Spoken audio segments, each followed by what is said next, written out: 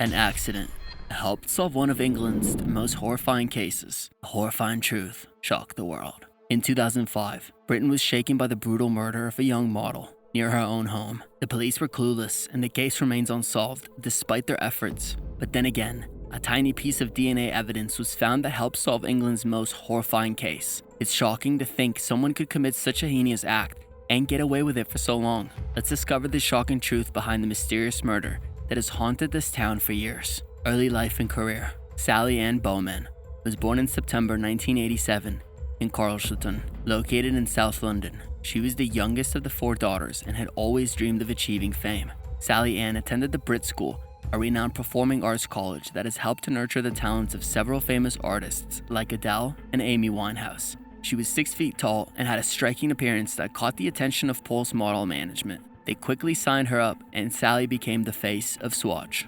On a Saturday evening in September 2005, Sally and her older sister had planned to go out for that night. They decided to stay in Croydon and visit Lloyd's bar. They had a fun time, but Sally was ready to leave by 1 a.m. and waited for a cab to take her to the friend's house.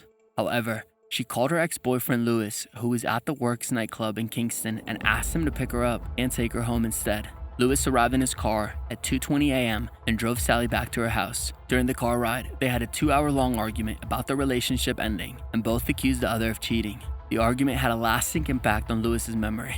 The 20-year-old plasterer had stopped the car near Sally's home on Blenheim Crescent, but Sally was not ready to leave her ex-boyfriend yet. The plasterer tried to open the passenger door, but Sally refuses to leave and grabs his t-shirt, ripping his chain from his neck. After a few minutes, the plasterer managed to get back in the car and lock the doors. Sally picks up her handbag and walks away towards her front garden. The plasterer watches Sally walking towards her garden through the rearview mirror. Sally looks at the plasterer for a few seconds before entering her garden. In the early morning of a fateful day, Sally Ann was brutally attacked outside her home.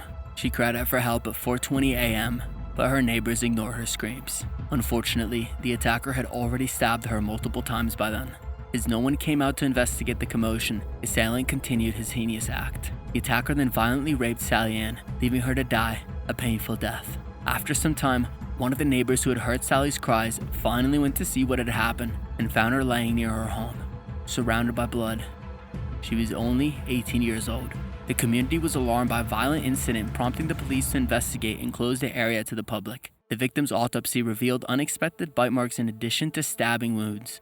With no eyewitnesses for security footage, the police relied on the killer's DNA found at the scene to help the case. Sally Ann's boyfriend Lewis was initially suspected of her murder due to the previous threats. However, he was released after the DNA testing did not match the sample at the time at the crime scene. The investigation went cold until the police conducted DNA screenings, but only 771 men volunteered out of 340,000 in the area. It took 4 months before the killer was eventually identified. On the 28th of June in 2006, a 35-year-old man, Mark Dixie, who resided in Croydon, was approached by the police on suspicions of the murder of a person named Bowman. Dixie was subsequently charged with Bowman's murder and was remanded in police custody to await trial. The police made this move after discovering a DNA link linking Dixie to a murder. The police obtained the DNA sample from Dixie 2 weeks earlier than they arrested for being involved in a brawl at the pub where he was working as a chef. The discovery of the DNA link was a significant breakthrough in the investigation of Bowman's murder and helped the police to bring the suspect to trial. Dixie, a person in custody for over 18 months, finally faced trial at the Old Bailey, the Central Criminal Court in England and Wales, in London, on February 4th, 2008. The charges against Dixie were of murdering Sally Ann Bowman.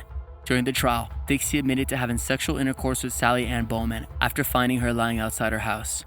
Mark Dixie denied murdering Sally Ann Bowman and claimed that he was unaware of her condition when he found her, implying he did not intentionally cause her death. The trial focused on whether Dixie was guilty of the murder or not. However, in 2008, Dixie was found guilty of Bowman's murder and sentenced to life imprisonment with a minimum term of 34 years. As a convicted serial sex offender at the time of the murder, his sentence is one of the longest imposed upon a single murderer in the UK and raised questions about the criminal justice system's effectiveness in punishing repeated offenders.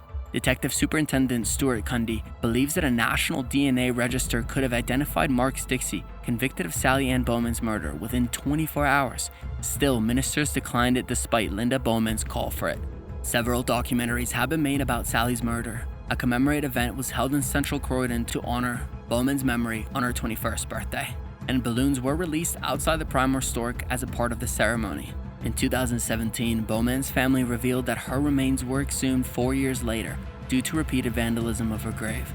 The vandalism caused great distress to the family, and the decision to exhume her remains was likely to protect her memory and allow her to rest in peace. This is a tragic reminder of the harm that senseless acts of destruction can cause to loved ones.